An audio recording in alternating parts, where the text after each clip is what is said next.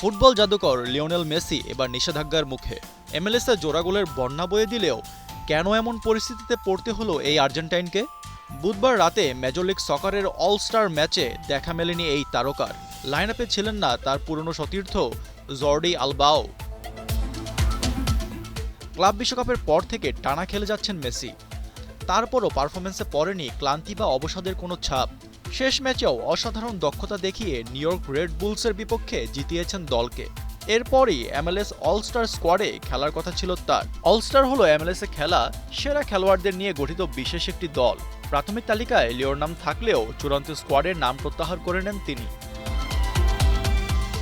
এমএলএসের নিয়ম অনুযায়ী যদি কোনো ফুটবলার প্রাথমিক স্কোয়াডে নাম লেখানোর পর ইনজুরি ছাড়া অন্য কোনো কারণে অলস্টার ম্যাচে না খেলেন, তাহলে তাকে পরবর্তী একটি ম্যাচের জন্য নিষিদ্ধ করা হবে। মেসি না খেলেও মার্কিন দলটি মেক্সিকোর লিগা MX এর বিপক্ষে 3-1 গোলে জিতেছে। বিশেষ এই দলটি এর আগে Chelsea, Arsenal, Manchester United, Real Madrid এবং ইভেন্টাসের মতো বিশ্বের বড় ক্লাবগুলোর বিপক্ষে খেলেছে। মেসি ও আলবার নাম শেষ মুহূর্তে প্রত্যাহার করে নেয়ার বিষয়ে ইন্টার মায়ামি এখন পর্যন্ত সুনির্দিষ্ট কোনো কারণ জানায়নি।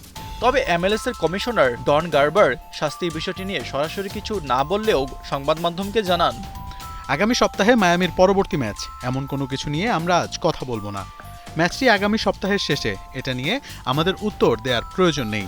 আমরা যেটা বললাম প্রক্রিয়া ধরে এগোচ্ছি, তবে বিষয়টি তারা আমাদের আরও আগে জানানো উচিত ছিল। মেসি ও আলবার নাম সরিয়ে নেওয়ার পেছনে একটি কারণ থাকতে পারে। ইন্টার মায়ামি কর্তৃপক্ষ হয়তো টানা খেলার জন্য খেলোয়াড়দের বিশ্রাম দিতে চেয়েছিলেন। কোচ হাবিয়ার মাচেরানো এর আগে খেলোয়াড়দের বিশ্রাম দেওয়ার বিষয়ে কথা বলেছিলেন। এখন দেখার বিষয় ইন্টার মায়ামির পরবর্তী ম্যাচে কিং লিওকে খেলতে দেখা যায় কিনা।